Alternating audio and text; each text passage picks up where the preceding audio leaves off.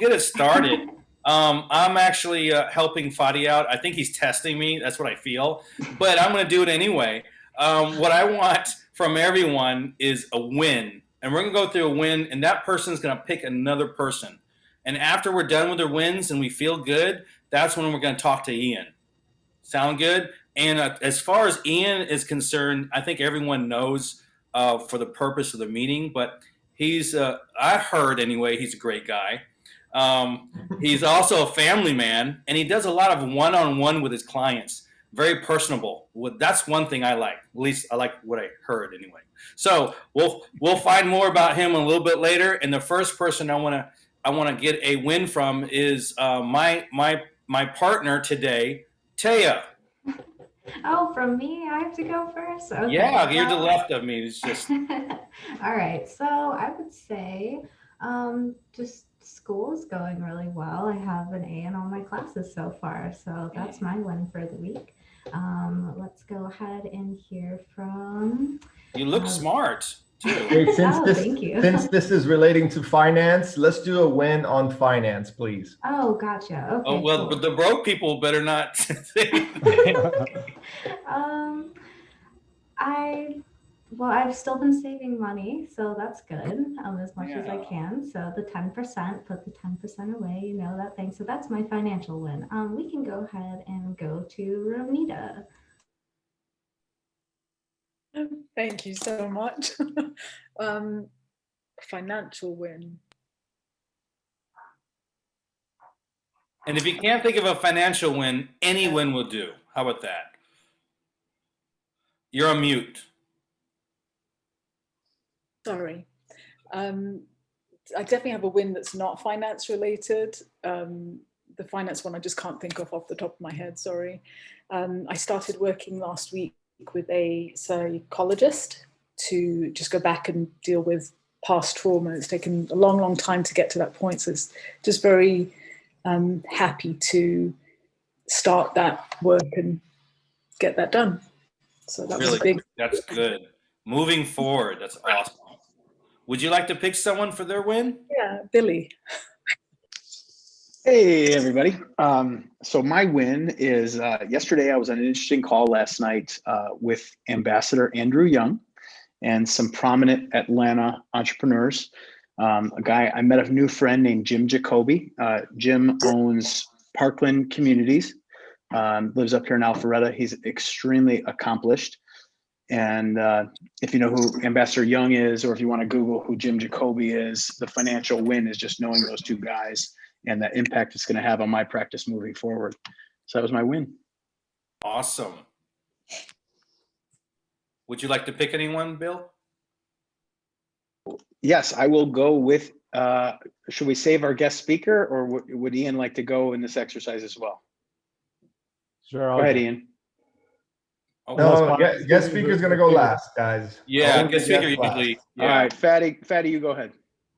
Okay, well, some of you might know one of my goals is the impact of our partners and clients. So my goal was to have a direct impact to 10 million plus.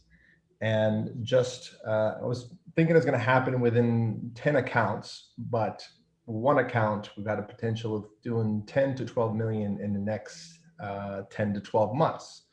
So that's a really great win. Great opportunity has come to place, and I'm actually at this location right now with this client. So that's my win.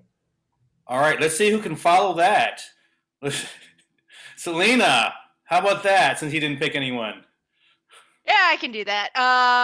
So my financial win is pretty much we kind of scaled back with a little bit, like we had done a big marketing push and now we're kind of tweaking and reworking stuff and not putting a ton of stuff out there, and still ended up writing like multiple proposals this week for new clients. So that felt pretty darn good. Yay. Awesome. I will go ahead and pick, let's do Dr. Kim.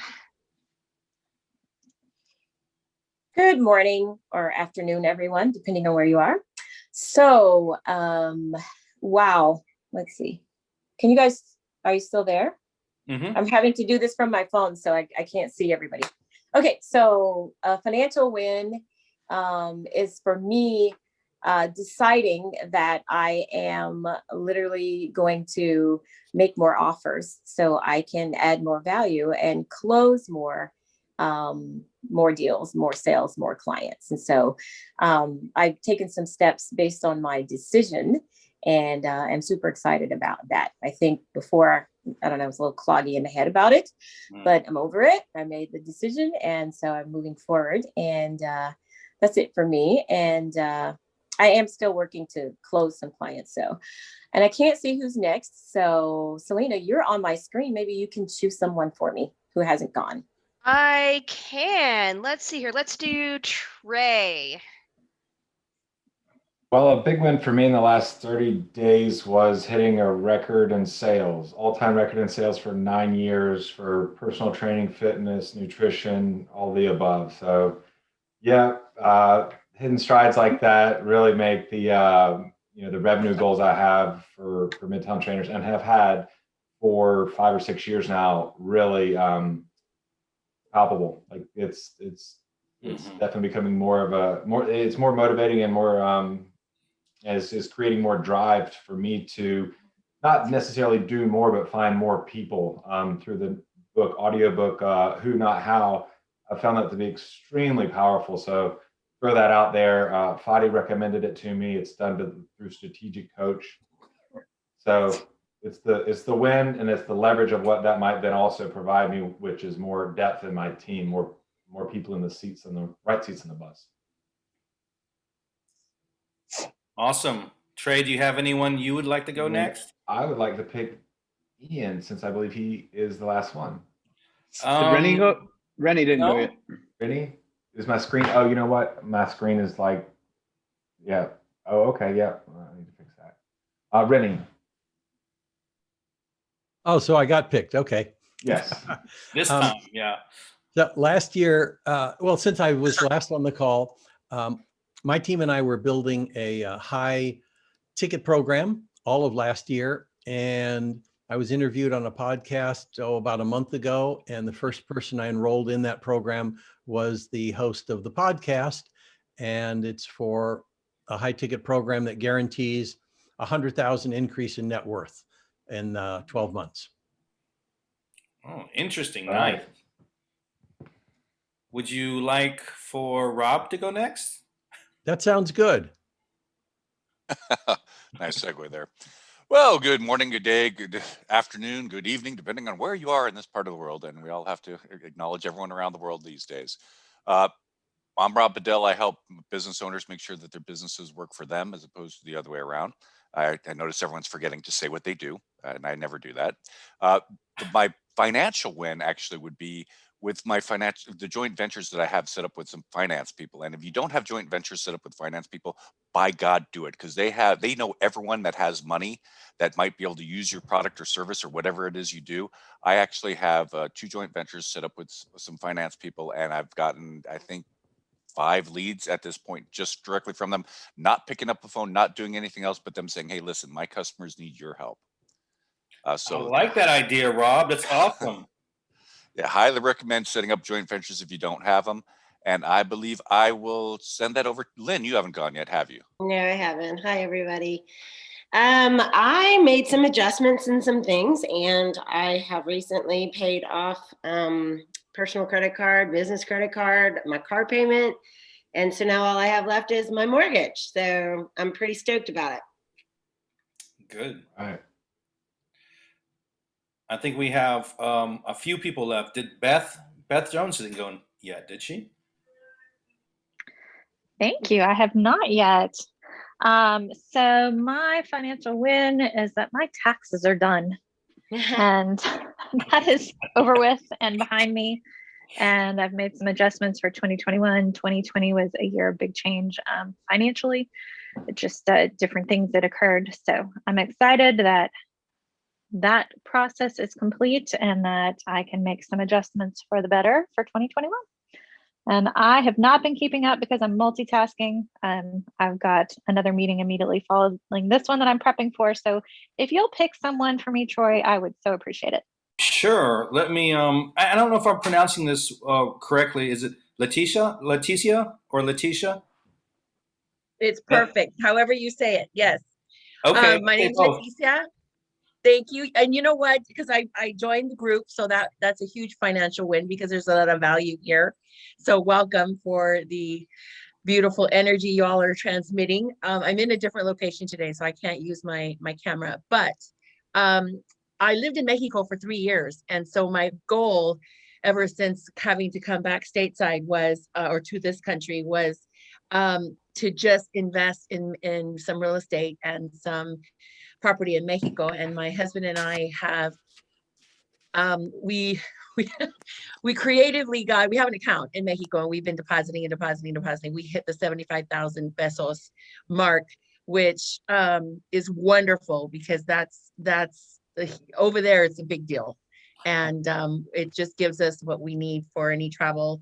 I'll be expanding my business into Mexico later this year, but really it is kind of just a little nest egg for us for retirement. Anything that you can do to retire in Mexico and live on Playa del Carmen or anywhere by the beach would be wonderful. So that's long-term plans, but we hit our mark. So I'm very grateful for that. That's awesome. I don't think Elisa went yet.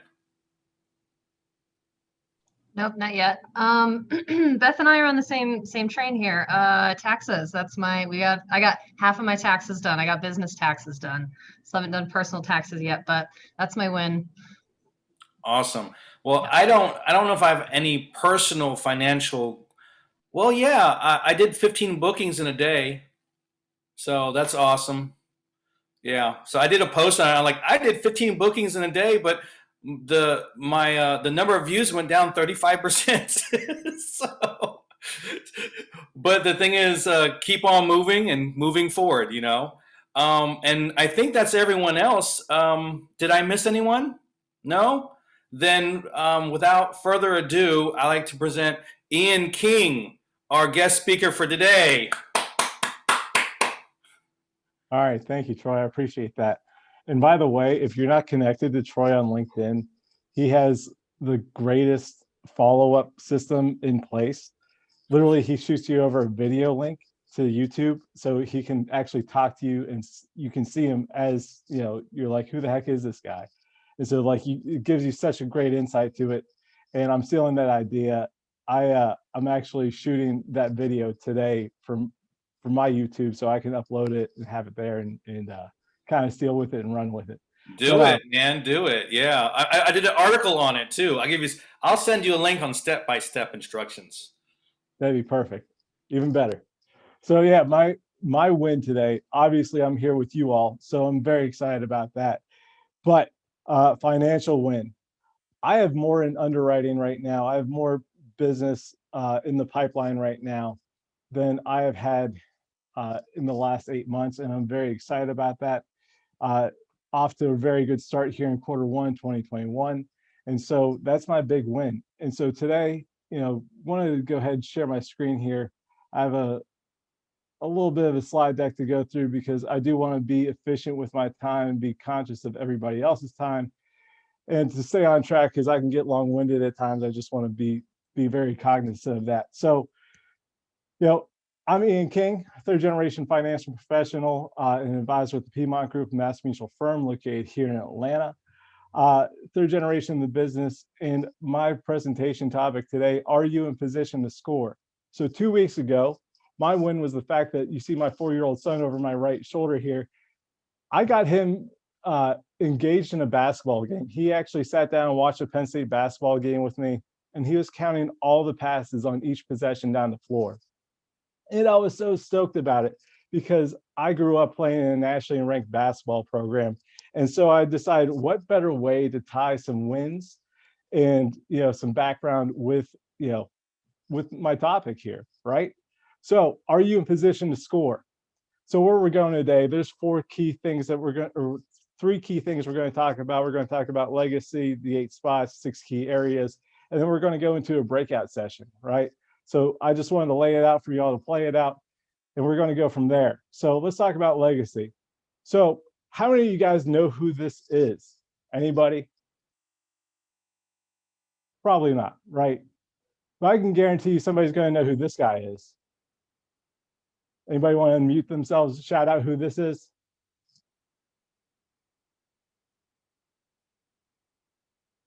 I'm pretty sure that's LeBron. Yeah. LeBron James. Yeah. That Yeah. is correct. That is Before LeBron he James. shaved his head. Yeah. So this is LeBron James, right?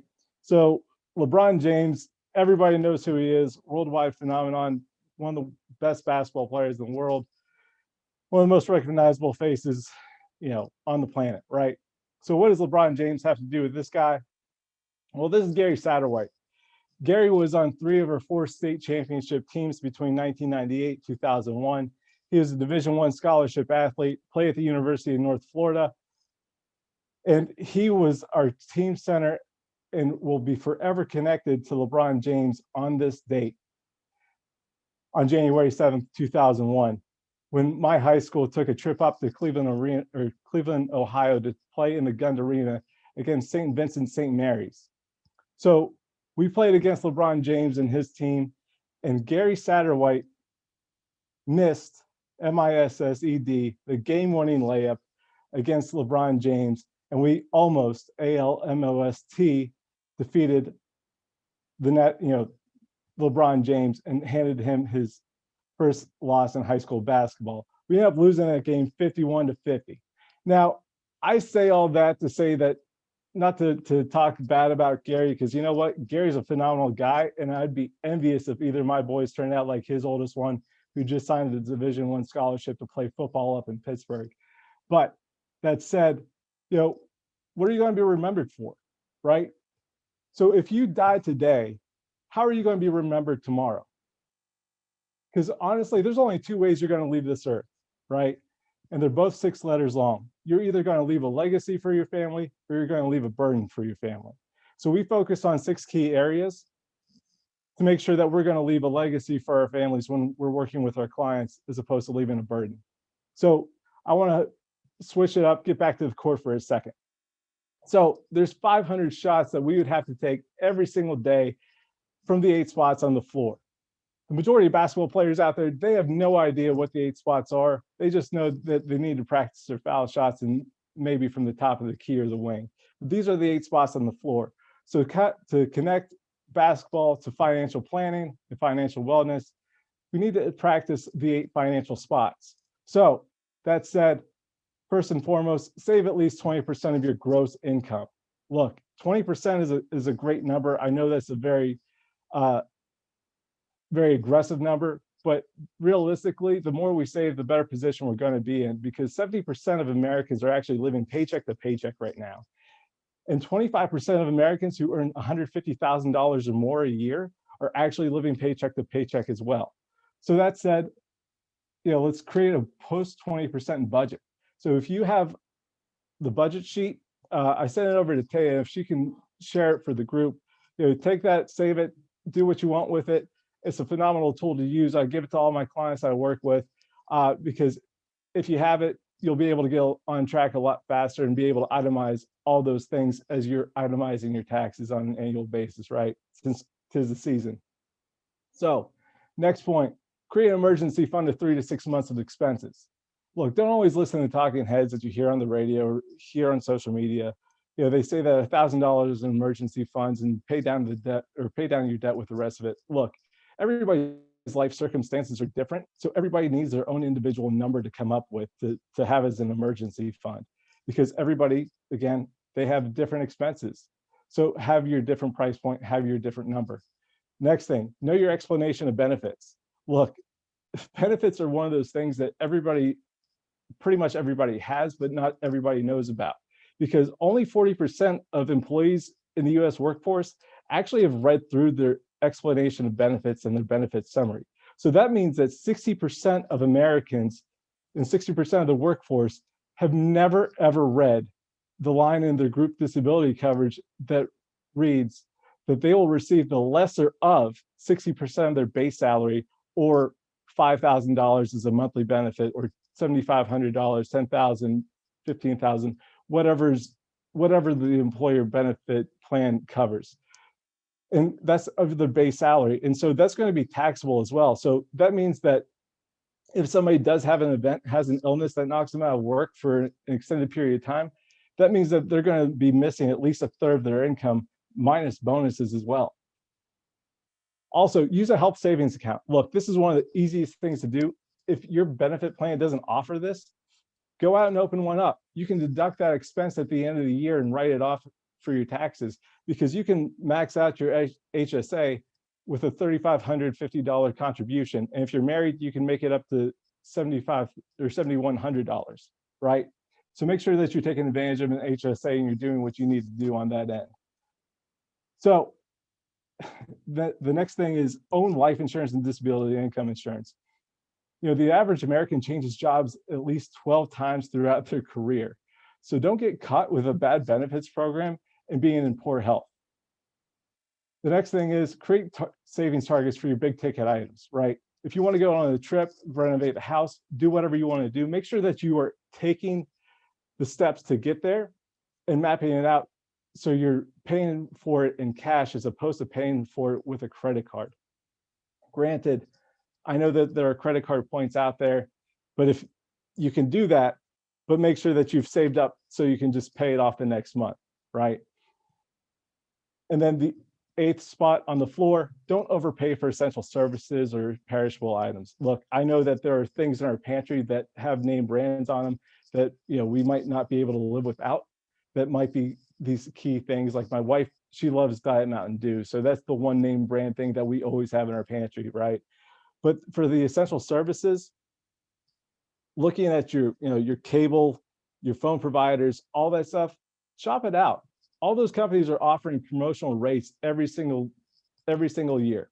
So make sure that you are shopping it out and you're always price budgeting and doing that cost effectively, because if you're doing that, you're going to save a lot of money in the long run, because in all actuality, those services are pretty darn similar and you're not going to lose, you know, very much by saving a few dollars. And so here's a bonus spot, right? So just like a 3-point shot, you got to work your way up to it. So control your children's money to make them responsible for their finances. So by saying this, look, as I was a kid, you know, mom, dad, they would take 50% of whatever my allowance would be and put it into a savings account. So take 50% of your kid's income, or excuse me, your kid's allowance as they're growing up, so that they become more understanding of how to save. It just creates that habit. So also for kids, and if you have children, open up a 529 form. That's an easy thing to do. And then give the information to family members. Because if you give that information for a 529 for your child to other family members, they'll be able to contribute to that for birthdays, holidays, all that good stuff. And your child will have that much more money for, you know, their college fund when they go off to school or if they go to trade school, right? The other thing too that a lot of people don't realize that they should do is that they should have some sort of life insurance program for their child with a good company. So if you do 1 year salary of the breadwinner for your family as a death benefit for each of your children, that's going to be a big win for them in the long term, because that's going to guarantee insurability. That's going to give them the ability to buy more coverage as they get older, should they have a health altering event, etc. So I say all that to say this, is that, you know, in an ideal world, if I'm going to work with like my ideal client, right, you know, I would recommend, if money weren't an issue, but it always is, I would recommend to a family that had the liquidity to do it, that they actually take their newborn child and open up an insurance policy for them that's a limited pay contract that they could allocate, you know, $50,000 to $60,000 to over 12 years. I know that sounds like a huge number, but if you break it down, that's about $4,500 a year to $5,000, or excuse me, $4,500 to $5,000 a year. That is a fraction of what daycare costs as a young child, right? So if you do that, by the time that that child hits graduation age, when they get out of college, they're going to have $100,000 in cash value that's going to be accessible to them to use for whatever big ticket expenses that they might have in life. So if they need to pay back college loans because they, you know, just didn't have enough in their in their 529, that's something that they could use it for. They could use it for the down payment on a home. They could use it for paying for a wedding. It's up to them. But at the end of the day, if they borrow that money, they can pay it back. And when they pay it back, the interest they're going to pay back is actually going to go back into their pocket because it's going back into the policy. And so if they have that, it creates a infinite banking concept, right? And because it's a limited pay contract, by the time that they hit 13 years old, it'll be paid up. You don't have to put any more money into it, never again, until they start using it as a liquidity event or to leverage that cash value for whatever life circumstance. So I say all that to say that when they actually do start working as a teenager, max out a Roth IRA. If you have the ability to, max out a Roth IRA. If a 14-year-old has a Roth IRA that's maxed out and the market averages a 6% return until they hit retirement at age 65, they're going to have over $1 million just by a $6,000 contribution in tax-free money for retirement savings, just by $6,000. So make sure that you're taking advantage of that if you're able to take advantage of that. And so let's go into the 6 key areas of financial planning. So one of the things that I want to really stress here is that we have a finite amount of resources and a limited amount of time to accumulate them, right? So having the right skills with the right techniques and blending those together increases your ability to have a successful financial plan. So everything I just described previously, it all goes to a financial position, right? So if you want to know what your net worth is, add up all your assets, put them together, and then subtract all your liabilities. That's truly what your net worth is currently to this day. So that's just how you calculate that. That's how you do that. And just make sure that you're taking those 8 key steps to get there. Next point is managing risks. So make sure that you have an insurance program with a good company. Those companies that always are having the advertisements and the jingles, those are the big box companies that would rather pay their marketing team and pay their legal team as opposed to paying their claims. Being 3rd generation in the industry, I've seen the good, the bad, and the ugly, and especially with my wife being a personal injury attorney, seeing those companies not want to pay the claims when their clients are at fault. So make sure that you have a good program and good companies that you're working with. Hey, Ian, just to interrupt, because I'm an interrupter, sorry. Yeah. Should we be asking questions as some of these things come up? Because there's a couple of questions I came in, and because of my ADD, I tend to forget it at the end. Yeah, So go ahead. should we interrupt you and ask questions? And also, I want to say that Taya has put up the link to that budget spreadsheet in the chat before the chat gets too far up. If you want, take a look at that. But I would wonder if you have a list of trusted vendors. I know that's really hard to do, but if they get all these advertisements that come up, and for these different financial related things, I mean, how do they vet through some of those? Because we're not the financial expert, you are. Right. No, fair question, good question. So first and foremost, I always recommend people work with an independent agent, right? If they're working with an independent agent, they're going to have companies in their portfolio that they're able to offer the services for companies like Cincinnati, Chubb, that are high-end insurance companies that offer umbrella coverage. Basically, the umbrella coverage is the key factor here.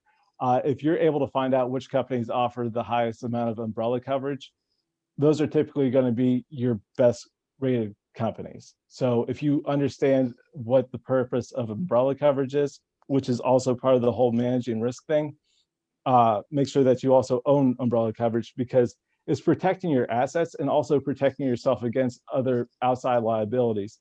One of the things that a lot of people don't realize that, so say, for example, here in Georgia, if you get in, or in Florida, for example, if you get into a car accident, the liability limits for a driver are $25,000 here in Georgia. But if you're driving a Range Rover, your car probably is worth like 75 to 100 grand easy, right? Mm-hmm. So if they have a $25,000 policy and you're not in their policies, with a company that's not in good hands, that's going to leave a huge gap in coverage. So you can actually use, your uninsured motorist coverage, or you can actually, file a claim against your umbrella coverage to help pay and mitigate that damage. So the umbrella coverage is the big thing to have there. But also not only having umbrella coverage there for managing risk, also having convertible life insurance and having disability income insurance, and making sure that you're taking the steps to get there. If you have it with good companies, companies that will offer both, you're going to be in a much better position.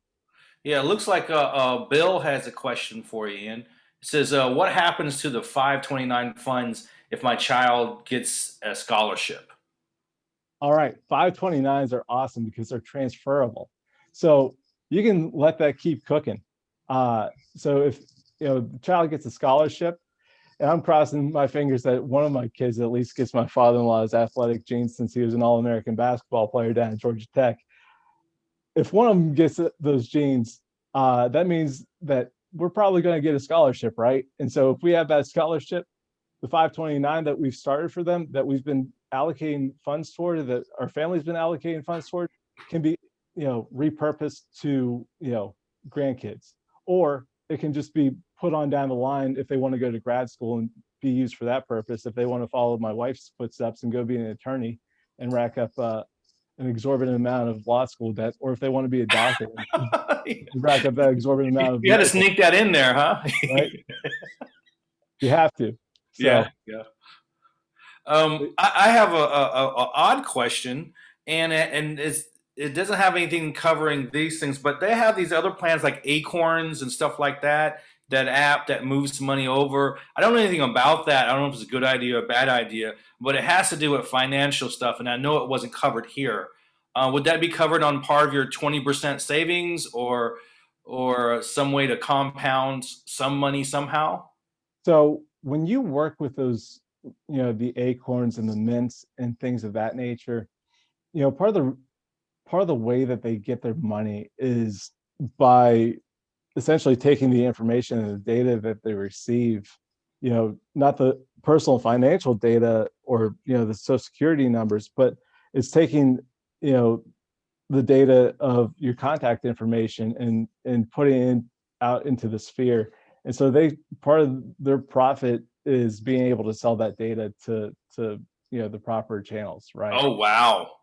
So that's one of the things that people don't realize. They'll see it and think it's a good idea. And for example, like we just saw what happened with Robinhood a couple weeks ago. I mean, who's really controlling the puppet strings here that is really in control? So yeah, they say that you're in control, but ultimately who is truly? So that's why you want to ultimately, to my next point here, is work with a qualified professional, make sure that you have somebody that's doing your wealth management program, right? So, in order to get to your wealth management program and do that wealth management piece, it's a lot more than just having a diversified portfolio. It's leveraging those credit card points. It's getting the ongoing advice and guidance. It's making sure that you're allocating the different buckets, right? So sure Acorns and the other one bad, right? Yeah, I would strongly suggest not using those or leveraging those. If you're taking the time to be, more ingrained into your finances, the more successful your finances are going to be and the better financial position you'll be in. I mean, it's ownership, right? The more skin you have in the game, the more you're going to care about it. So, that's ultimately what it comes down to. And something that came up in the chat, someone uses Mint. They're using some of the same processes to sell your data, I imagine.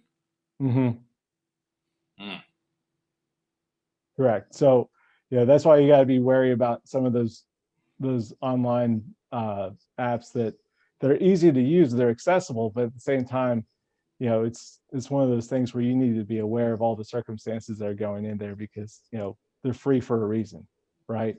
So to the point with wealth management, you want to make sure that you're properly allocating so you're in tax advantage strategies, because at the end of the day, not enough people are aware of the ticking tax time bomb that's there if they're just in qualified plans. So it's having the proper allocation between the three taxable buckets of the tax me once and never again bucket, the tax me always bucket, and also the tax me later bucket, right? So if you're all in the one bucket, you're losing a lot of money in the short term or the long term, depending upon where you're at.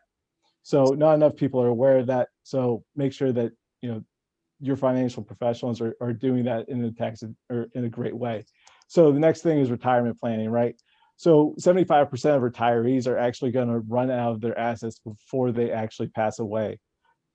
You heard that right. They are going to run out of money, 75%, due to the lack of diversity for sequence of returns. So ultimately, it comes down to wealth preservation and estate planning. So it's wealth preservation is truly estate planning.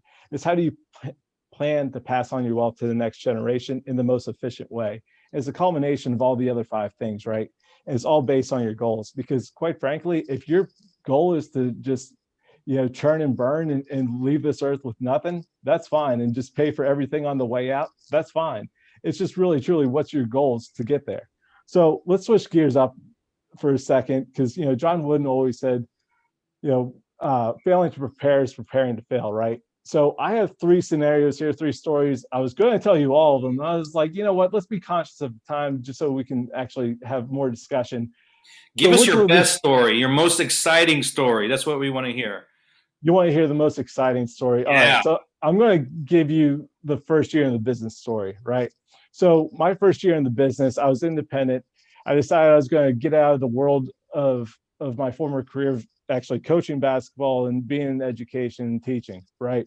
So my first year, I was getting the tutelage from my dad, just for language, all that stuff, just being the fact that he was also in the business. And also I was, sourcing leads from various places. So I went to go call on a lead. They didn't answer. I happened to be in the area, so I decided to just drop by, right? I had some meetings in the same area, drop by, go knock on the door, say, hey, been trying to reach you. Yeah, I was one of those guys the first year in the business. Yeah, you're hardcore. Yeah. But the thing was, though, is that, the daughter answered the door and she said, she's like, so I asked if so-and-so was there. She's like, no, that's my dad. He just passed away.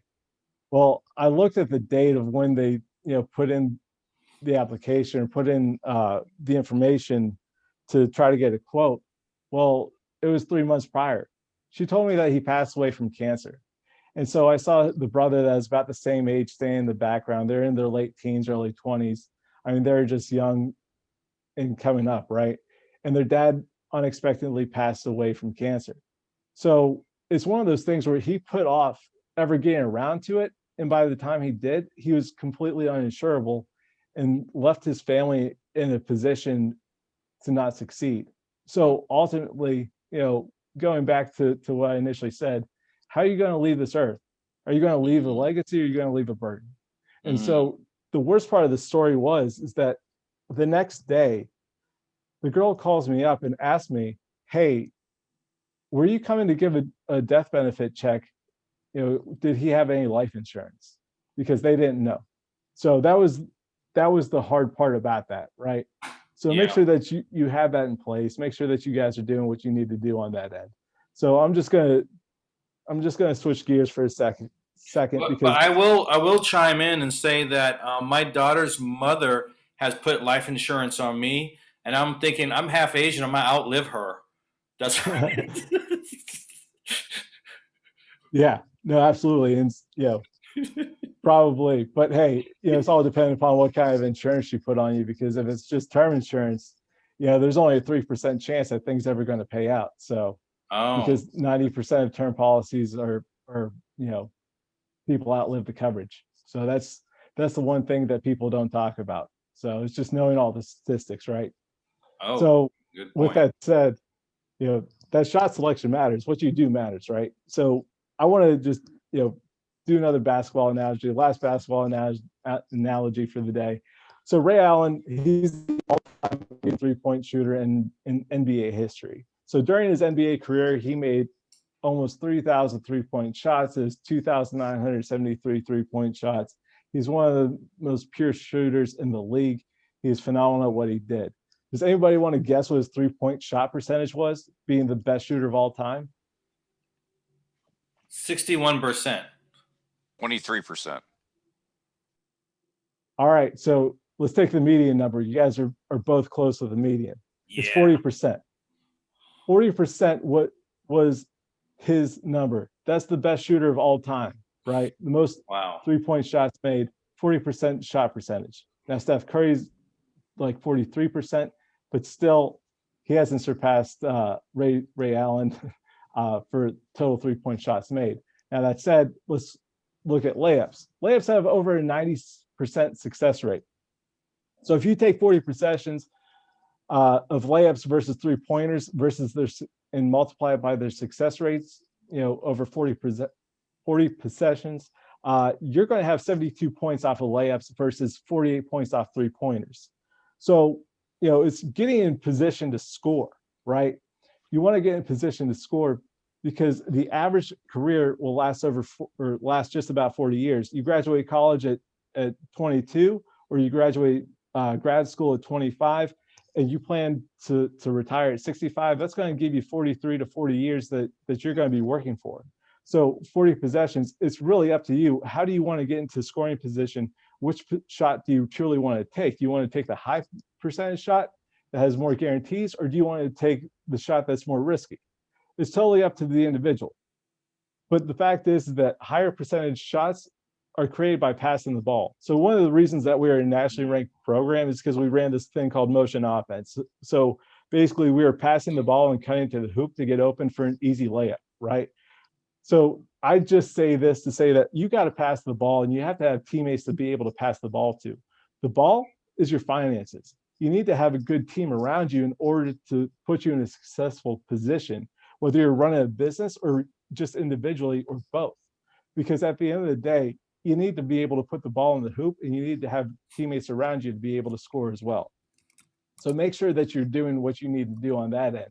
So with the remaining time that we have, I want to go ahead and do the breakout session here. So financial success is a team game. So right now, here are the 2.5 questions we're going to give you. So who is on your financial team right now and why? And then who do you need to add to your roster currently? And so if you guys, as we get broken out into our breakout sessions, we can all discuss, the people that you're currently using as your points of contact.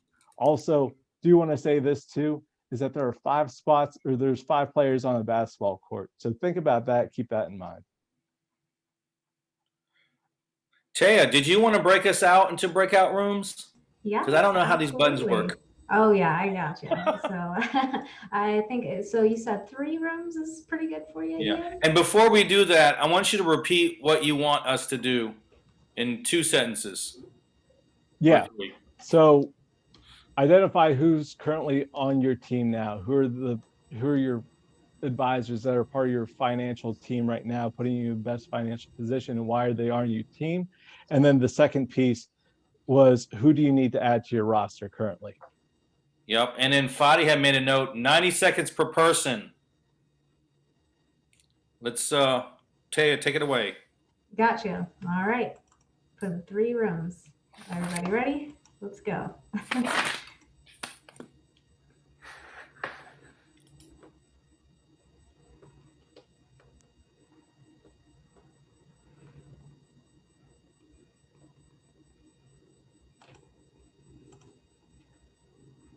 I think I've started, I revamped this business, so I am in startup mode. You know what that means.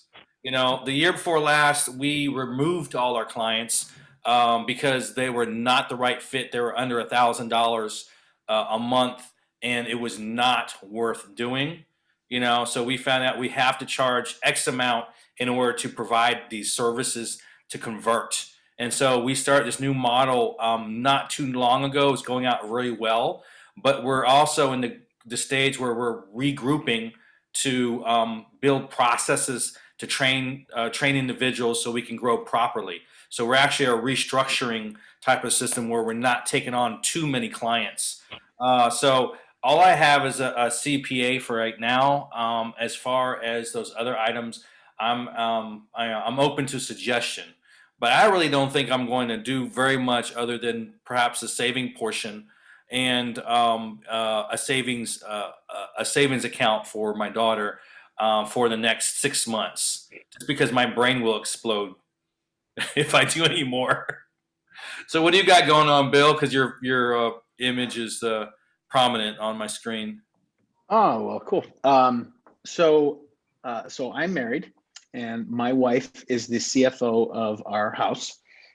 So we have 2 sons, Cole and Carter, but if you asked my wife, she'd say she has 3 boys, me being one. So all the thanks I have to my outstanding credit, savings, and fiscal responsibility, I can only give to her. Now, that said, she also captains the ship. We do have a CFP, which is a certified financial planner. He's also an insurance professional, so he protects. I have a life insurance policy on myself. Danielle has one as well. We have one on each of the boys. We do have 529s on each of them. And as far as budgeting and saving, I get an allowance. I'm not gonna lie to you. So basically, I don't have a clue how much money I have, but I know I spend everything she gives me. But well, it's good that you separate it. I mean, it's very. I mean, define a partner that actually contributes and takes care of something off your plate. That's a blessing, man. You know, I don't even date. Of course, the COVID stuff, is probably half. But a lot of people days will just not be helpful. So good for you. A little jealous. Work your strengths, delegate your weaknesses. And when I met Danielle, I had probably about $500 in my checking account, and I was 2 weeks late on my car payment. So now I think we have money, and my credit is impeccable. So it's all good. Renita, you're up. So a few years ago, I joined the Wealth Factory for a year and just got a whole education on all of this. And they part of the program was setting you up with all of those components. So I did get everything set up. The only thing I need to revisit now is the life insurance. I'm not 100% sure that that's the best one that I can get for what I'm trying to achieve with it. And I do the 10%, I don't do 20. That seems like such a stretch, but definitely something I'm open to looking at more. I wish I had Danielle's mind, to be honest with you. I think that's incredible. It does not come naturally to me at all. No, it was a blessing. I agree with Troy. Had I not met her, I don't think I'd be in as good a shape as we're in, or be able to handle the volatility that we faced. So it's just one more point, guys. We did have a 12-month emergency fund, and we actually exhausted 80% of it in 2020. So I'm living in a little bit of fear reestablishing that. But anyway, so he mentioned having the emergency fund, but he doesn't mention what happens when you use it. You have to get another emergency fund. I thought was kind of that's stressful. All right, Taya. All right, so I'm a student, so my financial world isn't super developed, but I do I'm really about saving money, and honestly, I'm very frugal. Like, I'm the one when I go grocery shopping with my boyfriend who's like, no, I have a coupon for this. No, let's look at the price per ounce. Good for you. And so, and so we don't live together quite yet, but we're actually looking at buying a house together later this year when our leases are up.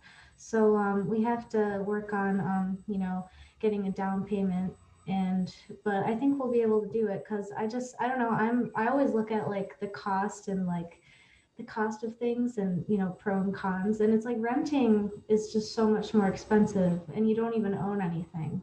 So yeah, well, there's some advantages. For example, if you don't know if you'll move the area or something like that, so it may be good for temporary. But people buy and sell houses all the time too. Right, exactly. That's my thought on it. It's like you can price a house to sell at 30 days. You can price to sell it at 3 months. It just matters on how quickly you want to move out. And you can always put renters in there as well too. So I mean, I don't know. That's my whole thought on it. I just feel I don't know. I don't like to pay rent. I just want to own something. Sure. Well, yeah. Taya, It makes sense. Taya, that's actually outstanding foresight and Dave Ramsey would love your mindset. And if you don't know who he is, you're already in his school. So anytime you can get some Ramsey input, you'll feel better about the decisions you're making. Awesome. I'll have to check some of his stuff out. But yeah, I'm super frugal, even though, like, you know, my boyfriend will be the one looking at candles at the grocery store instead of me. And I'm just like, no, babe, like, we can't afford that. It's like right looking now. at scented candles, like, we need these, baby. Yeah, like, no. So we had 90 seconds each. Do you know that, is there a timer or something on there? Well, No, I did not I was timing us, so we were good. We had just, Taya actually just completed her 90 seconds, but I imagine there would be a countdown to when we re-enter the room. Yeah, so Right. you know what? I will end the breakout rooms then and give everyone kind of like I think it gives everyone like a couple seconds. So yeah. So 60 Bill, do you want to give the recap, or do you want me to give the recap of our little group?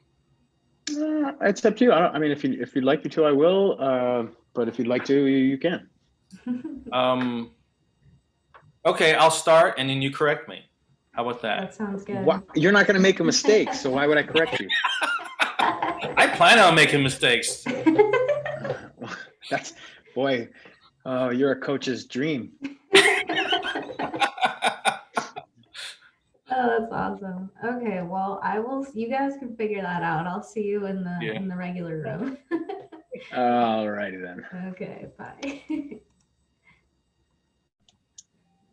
All right. Hey, Fadi, how well do you know Renita? Poor guy does.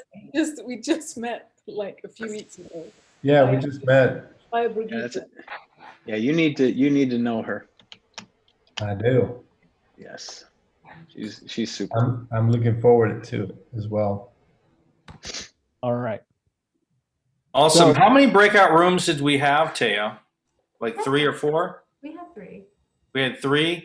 Okay, so what I'll do is I'll go first. I think, how much time do we have? We have a few minutes, so we're 7 minutes to the end of the meeting, so I'll try to go as fast as possible. We had Ronita, Taya, Bill, and myself. As far as me, I do have a CPA that works really well with me. I need to start saving. I'm kind of in growth startup mode, rebuild mode, and that sort of thing. So we're actually trying to structure things in order to grow. So I haven't been so great in that area. And I need to start a plan for my daughter for savings. So those are my 3 things that I'm going to do. Bill has a wife that handles everything, and his life is perfect. I'm just kidding.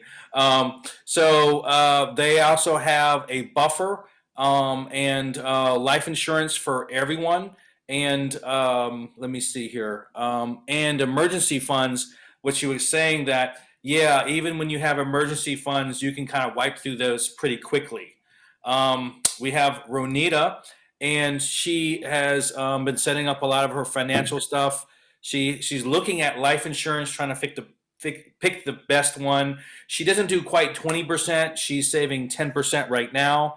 And as far as Taya, she's a student. Okay, there's more than that. Taya is very frugal. And right now, she's looking to actually look towards buying a house versus renting in the near future. And she wants to look at that and then make sure that her boyfriend doesn't buy extra scented candles at the grocery store. So that's what I have. So anyone want to speak on one of the other groups? Raise of hands. Who's speaking for the groups? I can go. Awesome, Rob.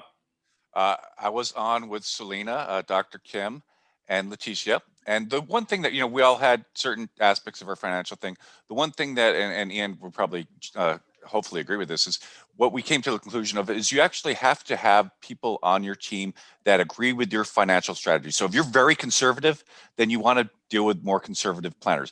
I'm a little bit more of a risk taker. So if I have someone that's really conservative saying, well, you don't want to, I'm not going to work well with them. And so it's really good that you have the same financial idea. And the one thing that we can't express enough, and Dr. Kimmy said this, and Selena ran into this, is you should review the people that you're working with at least on a yearly basis, because things might change. People that you were working with might leave the company and you missed the email. And so you should find people that you have the same financial ideology with and make sure that you review them at least once a year. That's the conclusions we came away with. Yeah, no, Rob, those are all great points. In fact, it's kind of I shouldn't say textbook, but it's been recommended that, when people hire a financial planner, financial advisor, that they interview. And to me, that 7 different people, just knowing our process and knowing how thorough we are, that's a lot of people. So I recommend going through at least 3. And then if you go with somebody, I love the idea of being able to work with somebody on an annual basis and just like evaluate on an annual basis. If you're not loving where you're going, kind of thinking about making a switch when it comes to the wealth management piece. And same thing here too, is that like, in my world, when working with clients, I always want to be able to position the best people for them as well. So like, there's times when on my team, I'm making trades or I'm adding people to the roster and benching some people, right? So it comes down to putting the best people on the court at all times to stay as competitive as possible, because ultimately that's what it comes down to at the end of the day. So I do want to share my screen though one last time, because I do want to show what my teams look like for each sector, right? So like for individuals, I'm looking at, the estate attorneys, financial advisors, CPA, property and casualty agents. And then recently, because the mortgage or the interest rates are so low, mortgage brokers, because, if people aren't doing a refi right now, they're kind of shooting themselves in the foot and costing them a lot more money because the interest rates are so low. You're able to refinance your mortgage for rates of 2.75 or lower.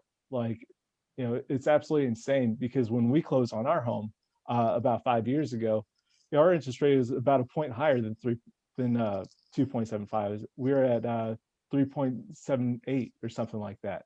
And so that's what our number was. And we did the refi, and we ultimately are saving over $400,000 over the life of the loan. So I added a mortgage broker onto my team recently, just for people that I'm using and leveraging. And then also on the flip side, for business owners, my team for business owners are business attorneys, CPAs, benefits brokers, third-party administrators / financial advisors, using commercial insurance agents, payroll folks, and then recruiters, because I want to be able to help serve people in the best possible way. And I know that when we were talking in our breakout room, Trey was like, I asked Rennie about marketing. I don't have marketing on here because they should be on part of my team because they're bringing new business in, but because I'm so compliance heavy, I don't quite have a marketing arm to my team. So that said, that's part of the holistic team. Those are part of the people that I try to have, on the roster to help, best serve my clients. And so that's what it is at the end of the day, and just, positioning people the right way. So that's all I got for you guys. I appreciate everybody being here and being on your strongest hour with Fadi and all of us. So thank you. And I hope that you guys were able to take